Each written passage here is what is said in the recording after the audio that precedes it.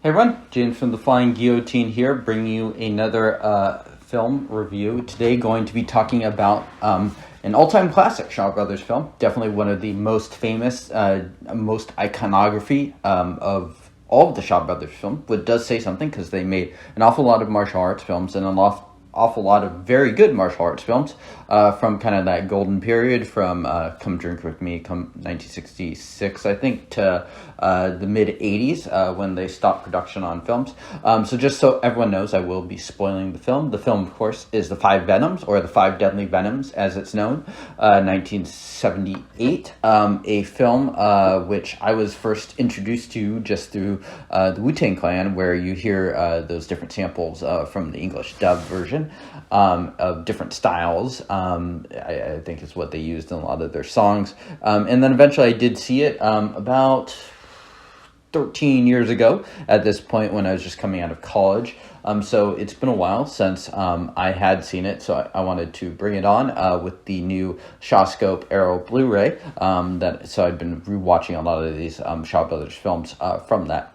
So the quick synopsis here is a dying master sends his last student to check up on 5 former pupils, who are the Five Venoms, each knowing a special style of kung fu. So he's basically trying to figure out, some are good and some are bad. He's trying to figure out which ones what they want most closely aligns with him. So that's what he's the sixth student, who is basically the beggar. I forget what he's called exactly in the Venom's lore, is trying to do. As far as genre, martial arts genre films go, and specifically the Shaw Brothers films of this time, this is actually a very, very unusual film. And coming back to this film, it is one of those that I had the most vivid memory of, perhaps this and The Crippled Avenger. So I think that says something. On one hand, the Shaw Brothers films could be remarkably consistent. So many of them are good, and I think a lot of that speaks towards the infrastructure and the talent of the entertainers that could just make a really good production that at the bare minimum has some nice fights and stuff. So if you go for the sort of things that make a Shaw Brothers film with Shaw Brothers films, you're pretty much guaranteed to have at least an entertaining time, even if it doesn't necessarily linger in the memory. Five Venoms lingers in the memory. And I think there's something to be said for that, in the sense that it sticks out, and it's a film that you will remember, and it will stick with you throughout the time. So I am a big fan of the film. It's kind of developed a reputation over the years for being overrated. I have to disagree. I think for me, this is maybe not my absolute favorite Cheh's film, a director that made, I think, over 100 films, but it's probably easily in my top 5. And this comes kind of at an interesting point, inflection point in his career, where he's kind of coming back from Taiwan to Hong Kong, all the time still associated with Shaw Brothers. He had his own production company in Taiwan, but coming back before earlier on, just a couple of years earlier, working a lot with David Chang, Tai Lung. This film, he brings in basically a bunch of fresh faces to here. And the film was quite a success. This sort of kicks off a deal, or at least was one of the initial films to kick off a deal with Shaw Brothers lasting 5 years, where he was going to make 5 films a year, which he did. And a lot of those new fresh faces of the Venoms came from Taiwan. Not everyone. And it sort of like restocked and reinvigorated the talent. So a lot of people consider the Venom's onward period, because he continued working with these people, to be sort of like this next period of his career. So, I mean, Cheh, he worked for basically that Shaw Brothers martial arts period, and you can sort of track him throughout the years as he sort of changes cast, tends to cast a lot of people, but he made so many films that there are kind of distinct eras where he's casting certain people to it. And I think the big reason why this film stands out is not necessarily because it has a ton of martial arts. In fact, quite the opposite, is that it has a pretty engaging story, in my opinion. Some people might disagree, but it's very much a mystery film. Not going to say this is a giallo film in the Italian sense, where they have a lot of those mystery elements, but it certainly is the closest that it does come. And it has a very, very different feel to it than a lot of the films that came before it. Kind of like that Chinese boxer, One-Armed Swordsman feel, where it's like very much a fairly straightforward revenge story, where something goes wrong and we got to do some training and stuff like that. This film takes place in a much shorter amount of time, where we're trying to figure out who is good, who is bad. In the meantime, we're being treated with just a few martial arts sequences there. Different people will also have different opinions, and I think a lot of it depends what you're expecting. I can totally understand someone coming to this film expecting a very fight-dense film. You are going to see a Cheh film called Five Venoms. It sounds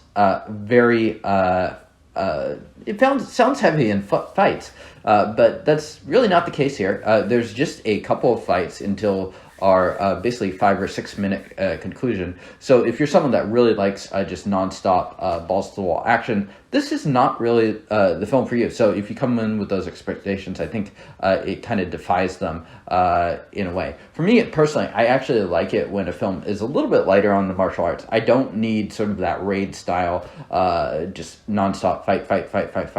I like it a little bit when it's integrated with story and stuff like that, and I do think it helps to punctuate the fights that are there, in the sense that it makes them stand out a bit. And when we do finally get to that final fight, which is the only I think non 1v1 fight that we have in the film, it really stands out, and I think it's quite a distinct and definitely one of those standout sequences in a career full of very good sequences for Cheh.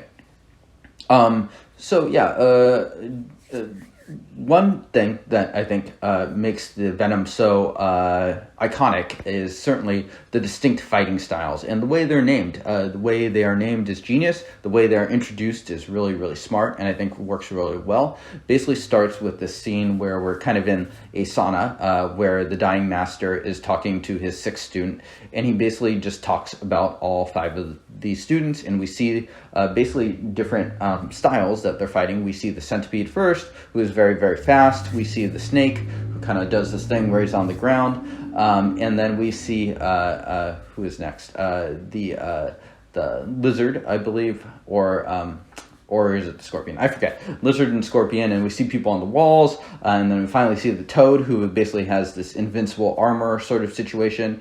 And here, and just everyone is very distinct. For me, the one that stands out the most is the Toad. And you've seen this sort of trope before if you've seen a lot of martial arts films, specifically with some of those Paimei films, where you basically have a warrior that can't be harmed except has one single weak spot, which we find out later on is the ears, in a very sadistic scene that is very much Cheh. So in this film, it's played less with like that old bearded man, and instead we get Lo Meng, who is a favorite of mine, where he just plays a very built, chiseled, very strong person. And so it's just very distinct, different types. I sometimes get the Lizard and the Scorpion mixed up, but other than that, I think all of them are very distinct. We have some that are really good at kicking and stuff like that. So again, Cheh is sort of bringing over a lot of that Taiwanese talent over, and a lot of those martial artists amongst the Venoms are there. I don't have the list of who is exactly from Taiwan in front of me, but I believe it is something like 4 out of the 6 there, since the Beggar often counts as a Venom as well. Yeah, so this is a distinctly Cheh film. Probably the 2 most significant martial arts directors for the Shaw brothers, or, I'm not going to say the 2 most distinct period, but the 2 big ones are Cheh and Lau Kar-Long. And Lau Kar-Long very much comes from a martial arts background, where I think he's said in the past that if there wasn't martial arts films, he wouldn't direct. Cheh, on the other hand, does not come from a martial arts background. So there's a fair difference. Lau Kar-Long, of course, started out choreographing a lot of Cheh films, and Cheh relied on a lot of good fight choreographers in order to kind of achieve what he's going for in this film. So approaching it from very, very different ways. Lau Kar-leung, after he sort of split from Chang Cheh and started directing his own films, has said that Chang Cheh didn't have a very necessarily good understanding of martial arts, and that's something that Lau Kar-leung really brings into his films, is shooting for that very, very authentic approach versus Chang Cheh, who I think can feel a lot more pulp, a lot more kind of like Tales of Brotherhood he's most famous for. So kind of he's sort of like an early grandfather to that Wu lineage, John Woo. And he's also known for just being very, very bloody and cruel. His films often have very high body counts, whereas Lau Kar-leung, that's not necessarily the case. This is definitely one of the low body count films for Chang Cheh, but it is not lacking in sadism, and the way that people are killed is often very, very creative, terrible, very, very creative and very, very well done. And in that sense, I am quite a fan of Chang Cheh. For me, him and Lau Kar-leung are about neck and neck, but I do kind of enjoy the, at least I get a kick out of the different ways that Chang Cheh comes up to torture people and stuff. So the Told style, of course, at one point he gets taken into custody, and they're trying to find his weak point. So they build this coat with like 1,000 needles to it.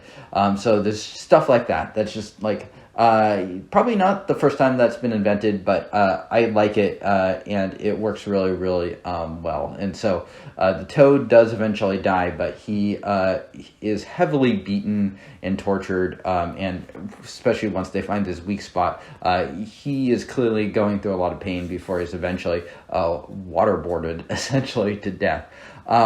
So yeah, there's also a couple of like brain pins and brain needles that feel very, very much like Chang Cheh. So while this is a lower body count film, it's also still a film that I feel like only Chang Cheh could make, just being from Shaw Brothers of this period, and just being especially brutal and sadistic. And I'm all in for that kind of stuff, personally. A couple other things that I think stand out too. The slow motion use, Chang Cheh very famous for that. Would famously continue to use slow motion even more than Chang Cheh. And the martial arts are just a little bit more fantastical than I think you're generally going to see from a Lau Kar-leung film who focuses a lot more on the grounded nature of martial arts. And so there's a lot more authenticity there. Me personally, I'm not a martial artist, so I don't necessarily weigh that stuff super high. I think it just depends on what you like in your martial arts film. So I do like it when it's a certain level of fantastical. And he would kind of continue to move in that way, especially when he goes more towards 5-element ninjas and stuff like that. So move away from more of that grounded nature. And I think it's also just a very well-made film. I think Chang Cheh was quite good at what he does, just framing the film, and just the timing and the editing and all of that stuff that goes into it, the lighting. So I think it's a handsome, well-done, clearly studio film that has a lot of just a good cast of Shaw regulars. We got Kufang, Wang Long Wai, I think, is in this too.